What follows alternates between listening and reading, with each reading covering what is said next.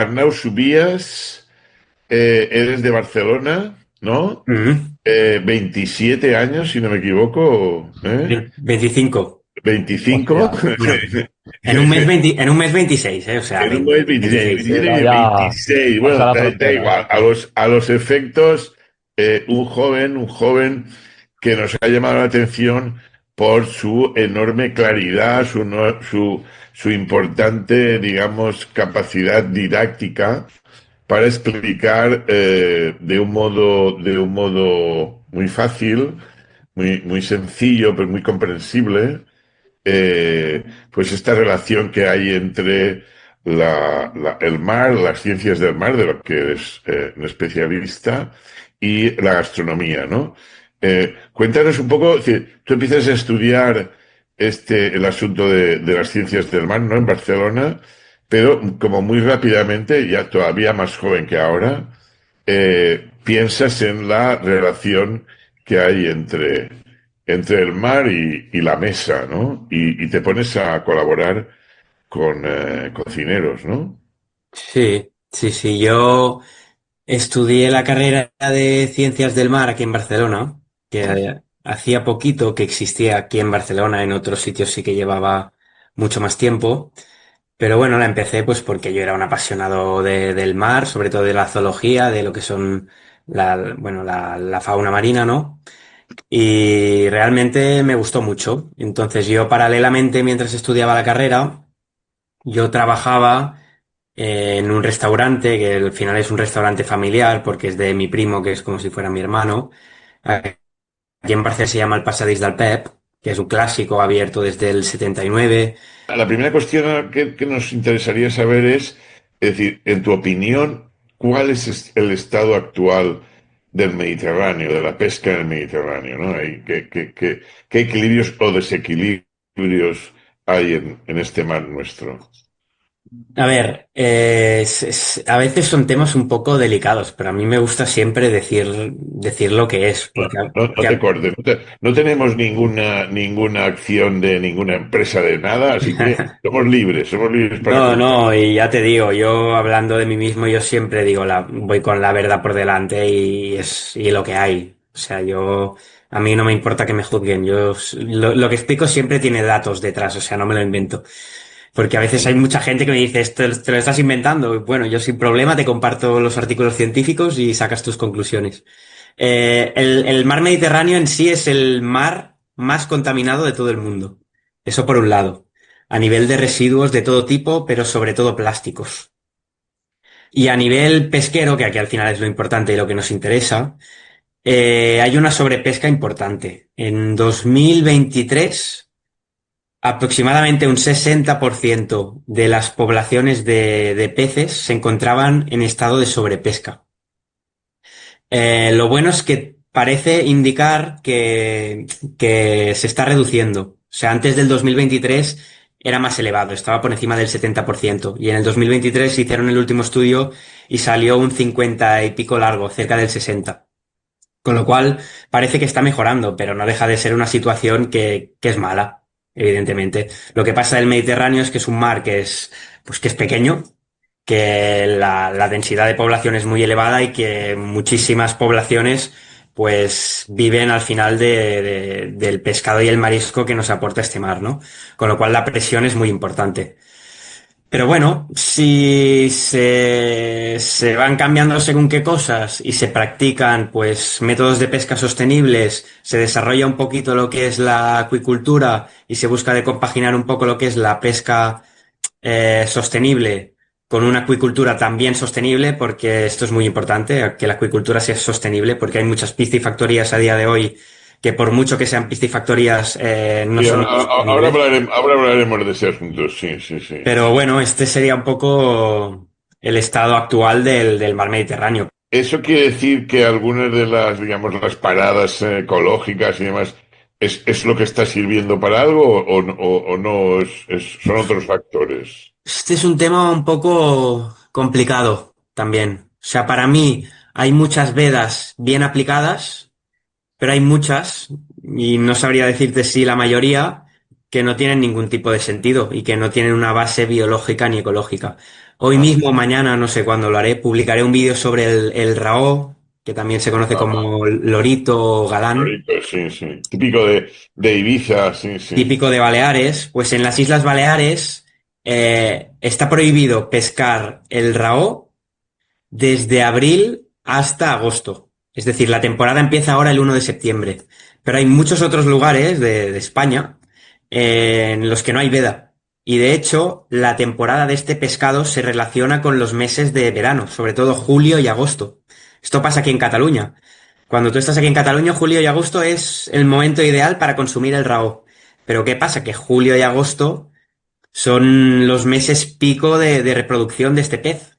Entonces aquí no tiene sentido. ¿Por qué no se aplica una veda en esos meses? Que es el momento más óptimo para su reproducción, el momento en el que más se reproduce. Danos ejemplos, danos, por ejemplo, ejemplos de especies que estén más en peligro que en otras. Es decir, cuál es la situación más dramática, la menos, digamos? Fua, Cuéntanos un poco esto, ¿no? la más dramática con mucha diferencia, y yo siempre la pongo de ejemplo, es la de la anguila europea. Mm. La especie anguilla en latín. ¿Y qué pasa aquí en España? Algo que es, pues para mí surrealista y yo siempre lo explico en la cuenta. Que está permitida, no es que esté permitida la pesca de la anguila como animal adulto, sino que está permitida la pesca de su alevín, que es la etapa más inicial de vida de este animal, después de la larva, que es la angula. Entonces, estamos hablando de que la anguila, esta especie, se encuentra en peligro crítico de extinción en estado salvaje. O sea, está a un paso de extinguirse. Y es que además, por si no fuera poco, el ciclo de la anguila no se ha conseguido cerrar en una piscifactoría, porque tiene un Sí, ciclo es tan verdad. complicado que es imposible de replicar. Curiosamente, me contaba también un pescador y restaurador valenciano de Denia que este año no, pero el año pasado que había una sobreabundancia de atunes, porque al parecer ya las pescas masivas japonesas han remitido y entonces había sobreabundancia de atunes que arrasaban con, digamos, el marisco y los pequeños peces de costa y tal, ¿no? Y entonces estaban muy preocupados. Eso el año pasado. Bueno, hubo un poco bueno, lo que comentas es que se dijo que el boquerón, las poblaciones de boquerón, de sardina, bajaron mucho y se atribuyó a que había un aumento de las poblaciones de atunes. Pero bueno, esto hoy en día se está estudiando, pero en principio no parece que sea por eso. Es más en el sentido de cambio climático y en el sentido de que las sardinas y las anchoas o boquerones son poblaciones que si hay un año malo de reclutamiento de juveniles, eso se ve reflejado al año siguiente y de forma muy clara. Y eso se puede deber a temporales, temperatura del agua. No tiene por qué ser de las poblaciones de atún. Y tampoco, bueno, tampoco influiría una mayor o una menor pesca. Atunes ya se pescan y se capturan no solo salvajes, sino también para piscifactorías, como por ejemplo Balfegó aquí en Tarragona. Sí, sí. Ajá. En ese sentido no hay una sobrepoblación de atunes. Siempre tiene que haber un equilibrio. Es lo que yo creo, ¿eh? Que podría afectar, pues a lo mejor sí que hay una sobrepesca de boquerón o de sardina y eso provoca pues que haya menos, pero no creo que haya un efecto de sobrepesca perdón, de sobrepesca, de todo lo contrario, de que no se pesque mucho atún. Hay licencias y de hecho el atún es un pez pelágico que está súper regulado, muy regulado. Si lo comparas con otras especies, la regulación que tiene el atún es bestial y todos los estudios que hay detrás, yo no lo veo así. No. Vale. Y pescas como la de la almadraba a base de grandes choques, ¿no? ¿Eso te parece, eso es sostenible, es viable, Yo es estuve recomendable? Es yo muy estuve en la bonito desde el Almadraba. punto de vista, digamos, en antropológico, pero es un poco, ¿no? Yo lo veo como un poco salvajada, ¿no? Un poco, ¿no? Yo estuve en la Almadraba Demasiado con... ancestral, ¿no? Sí, bueno, yo estuve en Cádiz, en la Almadraba, con Rafa y con Ángel León. Ajá. Y yo lo vi, pues, directamente. Y, a ver, es fuerte de ver porque son peces muy grandes y hay mucha sangre y son muchos peces, pero realmente la almadraba es un arte de pesca que data desde la época romana, ¿eh? O sea, es de los artes de pesca más antiguos del Mediterráneo y de España, obviamente. Y a mí me parece pues una forma sostenible de capturar atún salvaje, porque al final una almadraba no deja de ser un laberinto de redes, los atunes se cuelan y Ya, terminan pero con... ese traumatismo tan brutal, ¿no? Que se provoca, que incluso altera la configuración de la carne de los atunes, ¿no? Es decir, Bueno, el atún no sé se qué ultra... decir, por muy antiguo que sea, no sé, yo siempre lo he visto como algo realmente, y sobre todo, yo no lo he visto nunca, pero tengo la sensación de que es un espectáculo. Sí, o sea, obviamente no lo puede ver todo el mundo, muy sangriento, sí, sí, porque ahora menos que antes, ¿eh? Porque antes se hacía con lanzas y a peso se subía al barco.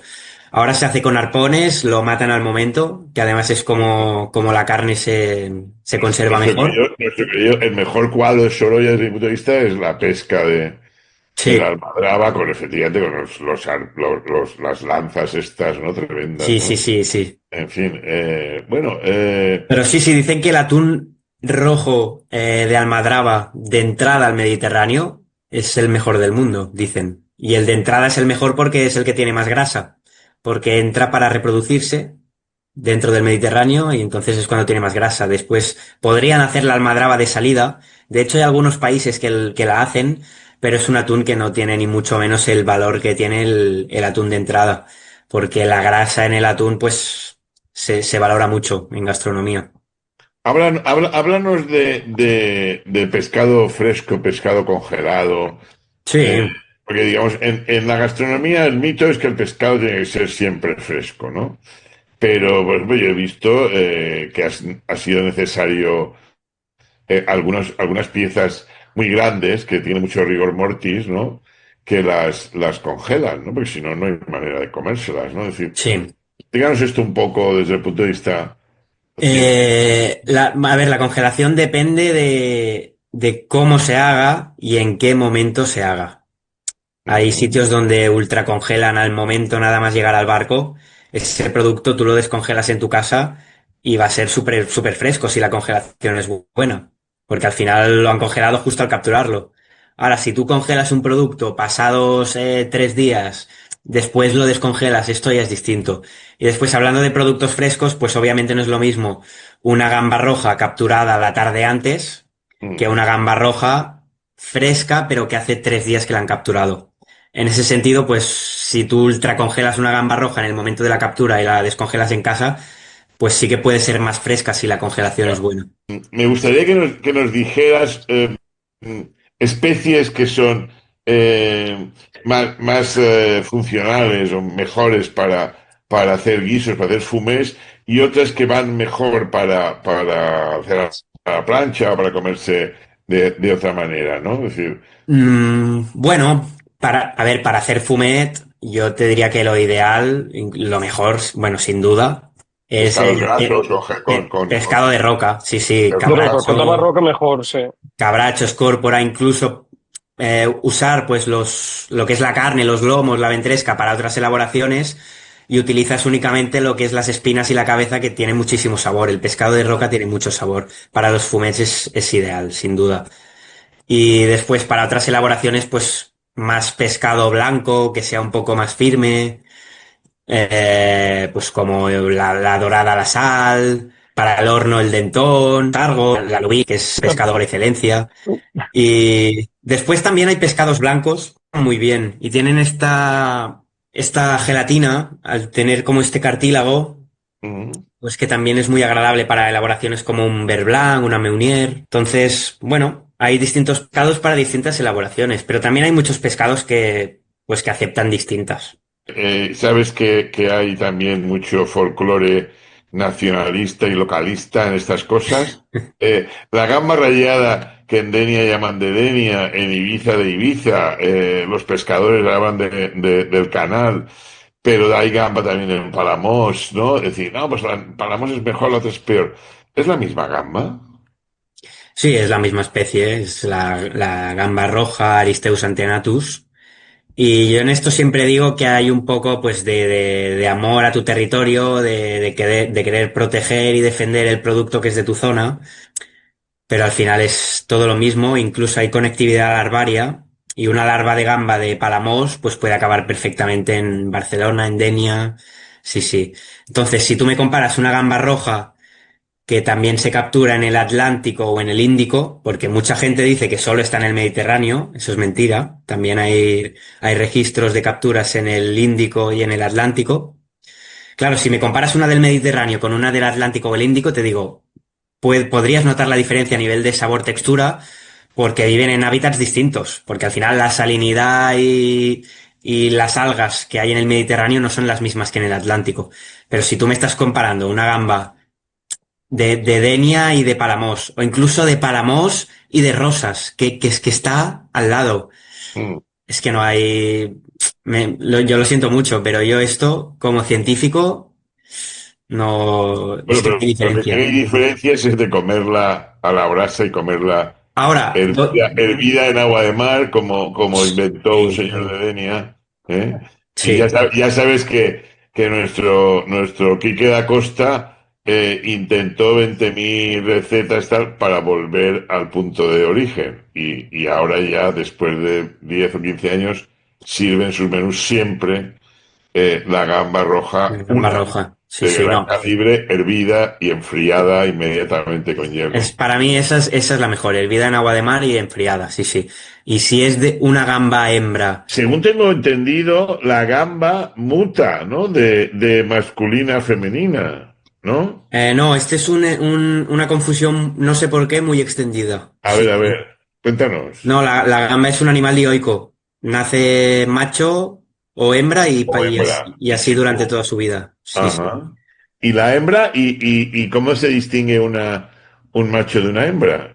La hembra alcanza tallas mucho más grandes. Más grande, o Las sea, gambas el gran XL calibre es una hembra. siempre son hembras. Sí, sí, el macho no pasa de un tamaño así, más o menos. Ajá, Y además tiene una pieza justo en el nexo de unión entre la cabeza y la cola, que se llama sí. télico, que es una pieza blanca. Eso solo lo tienen las hembras. La diferencia fundamental entre los pescados del Mediterráneo y los pescados del Cantábrico. Pues de lo que se alimentan y de las propiedades de las zonas donde viven. Yo siempre tengo una frase que digo mucho, que es que un pescado o un marisco está, bueno, el sabor y la textura de pescados y mariscos está totalmente condicionado por su alimentación.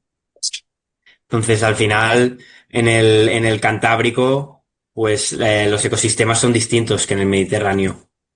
Y las Con lo piezas son cual, más grandes, ¿no? Los pescados más. son más grandes los pescados, ¿no? ¿O no? Sí, porque lo que es el océano Atlántico pues es mucho más salvaje que el Mediterráneo, que es una cuenca súper cerrada, que al final solo tiene dos salidas y muy, muy pequeñitas. En cambio, el Atlántico es un mar pues mucho más bravo, bueno, más batido, no hace falta decir sobre todo en estas zonas como Galicia, donde se captura percebe. Bueno, es algo espectacular. Sí, sí, sí. Nada que ver. Son, bueno, dos masas de agua muy distintas. Sí, sí, a nivel de propiedades, de salinidad, todo afecta al final al producto. Pues hablemos de piscifactorías, hablemos de piscifactorías, de bateas, de cultivos en rías, de alguna manera lo que es el cultivo de productos del mar es una cosa ancestral, viene de los romanos prácticamente, ¿no? Sí, sí, sí, sí. Ya lo hacían en esteros, como se sigue haciendo hoy en día. Sí, Ujú. sí, al final todo esto son cultivos, bateas, bueno, todo, piscifactorías, todo, todo, esteros. Entonces, las piscifactorías, bueno, Las pues hay buenas y las hay las malas, hay buenas y ¿no? las hay malas, sí, A sí, ver, porque ¿en qué distinguimos unas buenas de unas malas? en varias cosas. Al final, una piscifactoría es sostenible. Primero, si la proporción de peces, sobre todo pasa con peces, que hay en lo que es, bueno, dentro de la red o en el tanque, si se hace fuera del mar, es equilibrada. En el mar lo que pasa es que meten dentro de una red, pasa mucho con los salmones, muchísimos ejemplares, el estrés es enorme, tienen muchísimas bacterias, muchos parásitos, les tiran alimento, tiran más alimento del que deben y toda esta materia orgánica, excrementos, alimento sobrante, va al fondo del mar. Entonces, ¿qué pasa? Que donde hay una piscifactoría así, Eso, todo ese lo es el que hay problema. alrededor y todo lo que hay en el fondo está muerto. Con lo cual es Ese es muy el gran problema, importante sí. equilibrar esto. Esto por un lado. Después, en muchísimas piscifactorías, el pienso es a base de harina de pescado. ¿Cuál es el problema? ¿Cómo se hace la harina de pescado? La harina de pescado se hace con la morralla del arrastre. Pero ¿qué pasa, por ejemplo, con los salmones? Que necesitan astaxantina, que es un pigmento natural que tienen los crustáceos, por ejemplo. ¿Y qué hacen para conseguir la astaxantina hoy en día? Esto ya se hace. Van a hacer arrastre pelágico en la Antártida para capturar el krill. O Ostras. sea, los humanos somos una máquina de acabar con todo y de ir a los sitios más prístinos del planeta y destrozarlos.